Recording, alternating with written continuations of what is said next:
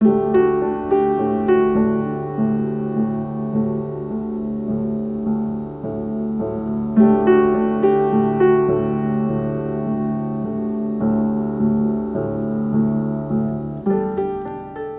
Jane. Welcome to the Goldmark Gallery. Thank you. We've seen you a few times over the years here. Indeed, yes. But special day today because this is an exhibition of your father's work. Indeed, indeed. And it looks, well, we think it looks beautiful.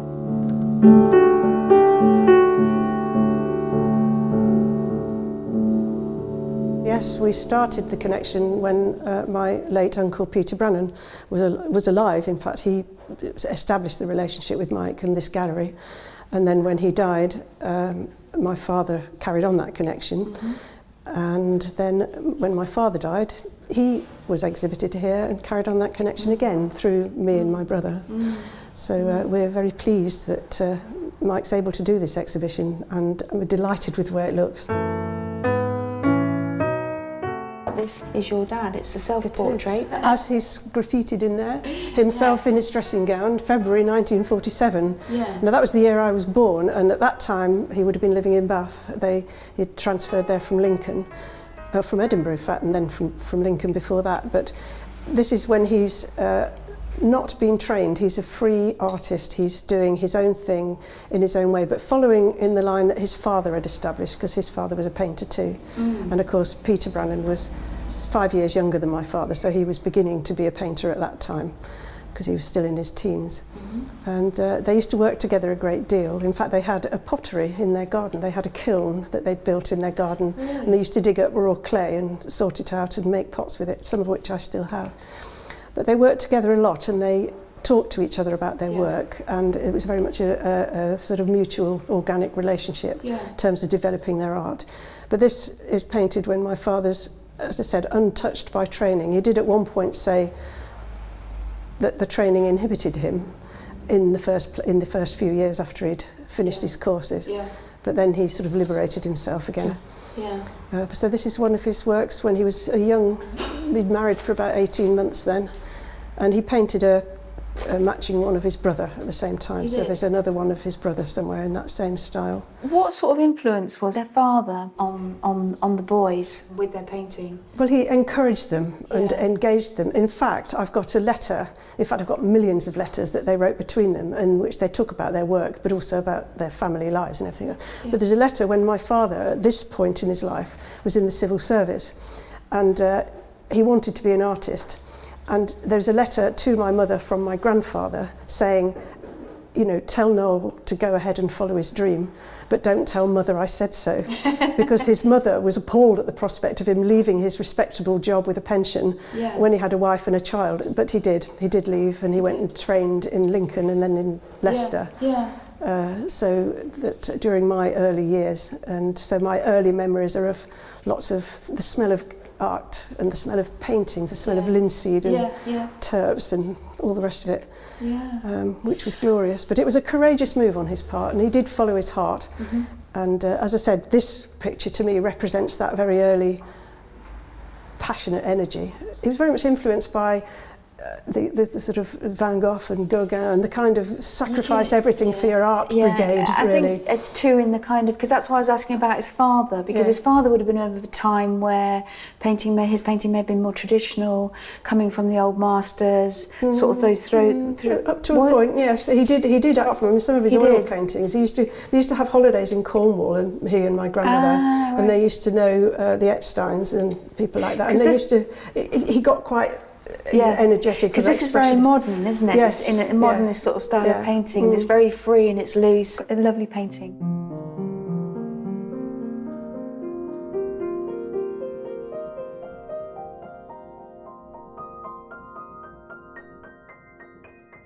We're talking about your dad, so he's given up his job, steady job as a civil... At this point he was still a civil servant, because in 1947 they were in Bath, and I was on the way. But I suspect that painting was done from a sketch that he probably did while they were in Edinburgh, because when they were first married, they went to Edinburgh. So there are pictures of, pit heads and things around Edinburgh. But that always feels to me like very much like a sort of Scottish bar fight. Well, it does, but it's that and the detailing in the observation of the people. And the positions of all the people, Yes. and the way the faces are looking at the fight, and the way this woman's leapt up onto the bar, and the kind of sense of the real fleshy presence of human beings is really there in that, isn't it? Yeah, the nitty gritty of kind of human sort of people getting together, especially when they've had a few beers you or can something. definitely tell they've had a few. But somebody did say once in my hearing that my father couldn't paint people. And I thought, have you seen this work? Yeah. I mean, they meant, I think, in the photographic portraiture sense, and he did actually do that, but he did them for people and they took them away, so they're not still in the family. But this is to me a much better representation of human beings. Definitely, it definitely is, because you really get a sense of, you know, what's going on here, and you get a sense of the atmosphere, you Very know, much so. the I love smoky it, music, raised voices, because this in contrast, this one, I mean, the date on this one, we don't have a date on this one. Well, that'll be Lincoln Market. I suspect it's around the same sort of period. Yeah. But he did a lot of pen and ink and wash work. Yeah. They knew Tom Hennell, who was a war artist, and he introduced them to what they called stub work, and actually led my father into doing some pen and ink work and wash, which is I think that's Lincoln Market actually. So that'll be around the same period. It's certainly not later. No, but it's much quieter, isn't it? Very different feel to it. Yeah. People getting on with their daily activities, but in a much quieter sort of. Some mad. Whereas mad the Stormzy Beethoven. Yeah. Right. Let's talk about this one on the end. The lady hanging out the washing.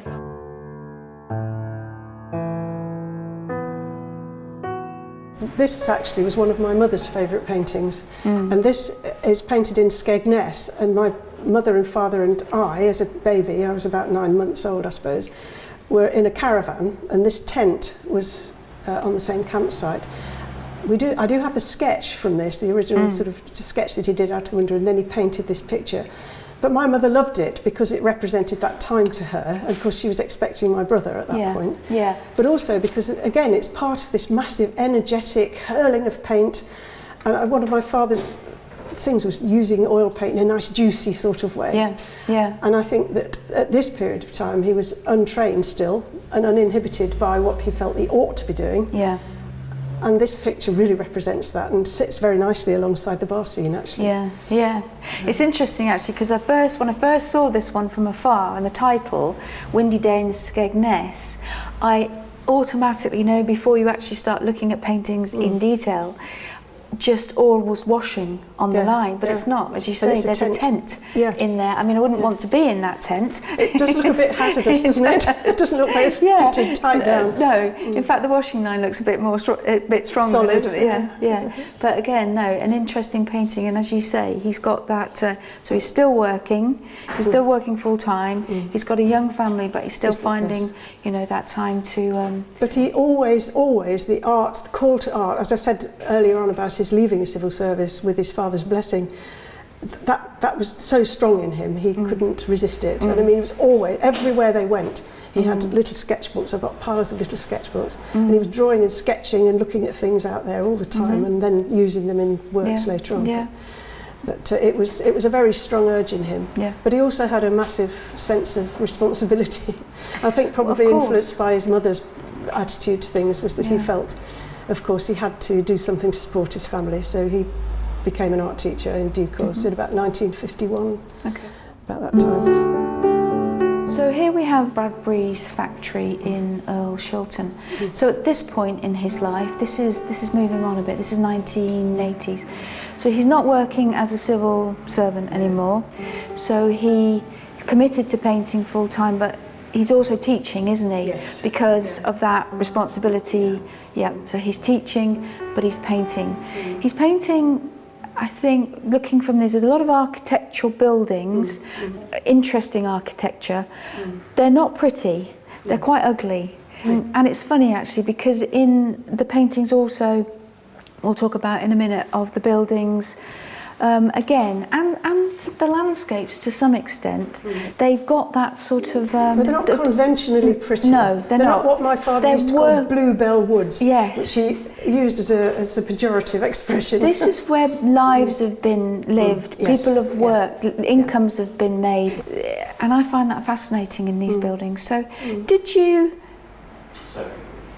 go out with him when he would be painting in the landscape? Yes, when I was at school, certainly by the time I was in 5th, 6th form, that sort of period, and when I was at college, when I came home, I was training to teach, and literature was my main subject, and I used to be sitting there reading D.H. Lawrence or something, and he'd be sketching and drawing. I remember once at Sutton Stop on the canal system near Coventry, he drew this sketch, and then we went into the pub afterwards. It was a proper old pub where they came out with a jug and poured your beer at the table, and they bought the sketch there and then, you know, because it was, there's quite a few pictures around of that.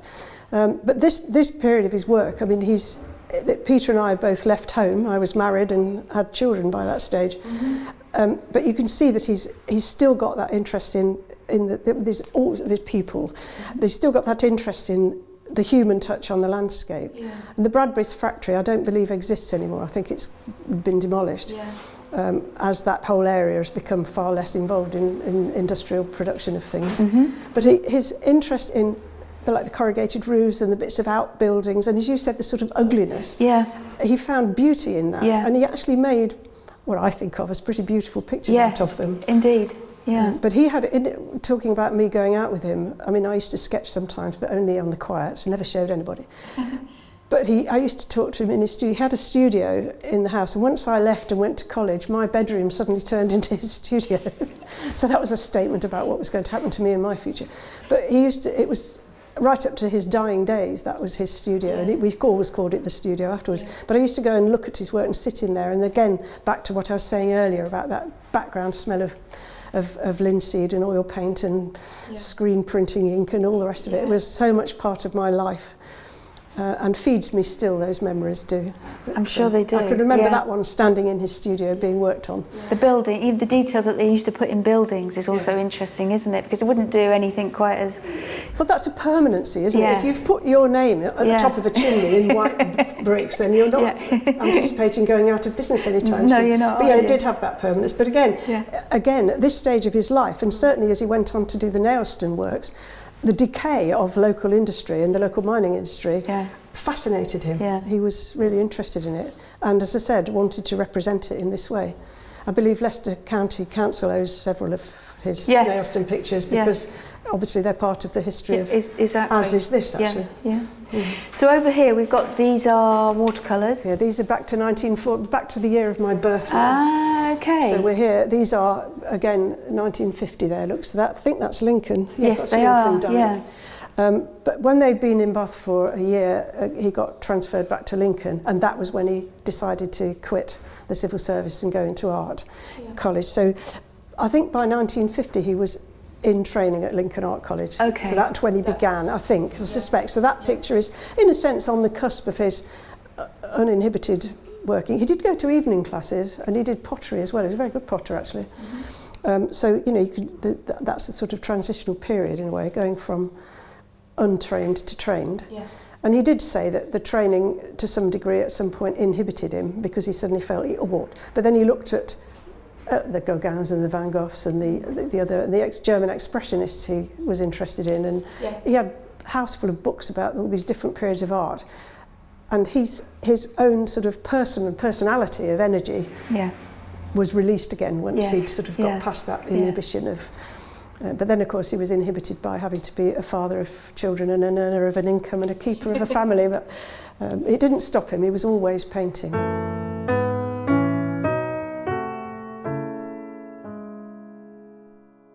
Here we have a really nice selection of, and they're all different. We've got Lincoln, we've got Bath, we've got Blackpool. They're buildings, they're shops, there's people. This one, the Winter Gardens. Yeah. So tell us a bit about these. Well, this definitely represents the tail end of his civil service life, because, as I say, he was transferred to Edinburgh from Lincoln, and then to Bath, and then back to Lincoln, and while he was in Lincoln he was asked to go and do a job in Blackpool, so that was a short term. My mother went to see him, but she didn't go and live up there with him because she was expecting me, and she was living with her parents in High Street in Lincoln. And my father rented a studio around the corner from that place, so he could go and work in a studio rather than where there wasn't room in my grandparents' house, because it was a shop actually, a news agency. So he had a studio around the corner, and he kept having a studio until he got a house big enough to have a room set aside for that purpose. So he was still working and painting, but as I said, his training period began after this phase, and that altered his kind of outlook a bit about things. Because I was going to ask you, because these are watercolours and they're works on paper, with all the travelling and the moving around he was doing, you know, watercolours sort of lend themselves to... Yes, they're more portable. They are, exactly, to being on the move. Portable. You know, I've heard other painters say when they've been on the move, you know, landladies don't like oil paint. No, they don't. They don't like the house full of that smell that I love. Exactly. So, you know, he was doing the watercolours, the drawings and the studies in the sketchbooks, but he did have studio space as well. He did have studio space, so he could do... I mean, not a lot of oil painting, I mean, but that self-portrait was done at during that phase. And this picture that we're coming along to next was also done during that phase. So he's in Bath then. And he's clearly got access to studio space then, or a landlady that didn't mind the smell. Again, this painting, it's got that lovely flow through to it, doesn't it? Such a contrast, actually, curve isn't it? That wanders through the painting. And yes, you're right. It kind of, it is. You can pick out sort of. From the European painters, there's elements in this that very much so. You know, that expressionism. Exactly, the brush marks and the way you sort of wind through the paintings. Wonderful. But at the same time, he was perfectly capable of doing a fine architectural piece like that, which again is still loose compared with what his brother was doing at that time, which is much tighter and more precise. But it's still got that enviable capacity for perspective that I can't match. Jane, thank you for coming in today and talking about your father's work. It's a wonderful exhibition. The paintings are fascinating, and we've learnt lots about your father, the time when they were painted, what was going on, so it's been really interesting. Thank you. It's been a real pleasure to do it, and it gives me great joy to see his work so beautifully presented, and I hope that it moves the hearts of lots of other people, because I'd like to see them being loved and appreciated. They need some new homes. Yeah, all right. They do. Good. Well, let's see what we can do for you. Thank all right you. then, Jane. Thank you. Thank you very much.